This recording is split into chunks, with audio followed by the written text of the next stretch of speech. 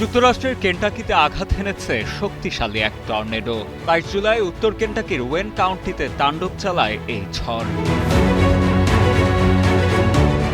জানা যায়, ভয়াবহ এই ঝড়ের তাণ্ডবে ওয়েন কাউন্টিতে ৩টি গোয়ালঘর ও একটি বাড়ি মারাত্মকভাবে ক্ষতিগ্রস্ত হয়েছে।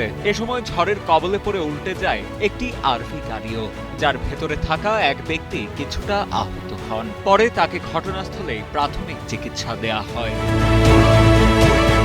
সংশ্লিষ্ট আবহাওয়া অফিসের প্রাথমিক তথ্য বলছে, প্রতিবেশী গ্যালাটিন কাউন্টি থেকে ঝড়টি ওয়েন কাউন্টিতে প্রবেশ করে। এর আগে গ্রেসন কাউন্টি এবং ফেয়ারডালে ছোট ও মাঝারি ধরনের টর্নেডোর আঘাত হানারও খবর পাওয়া গেছে।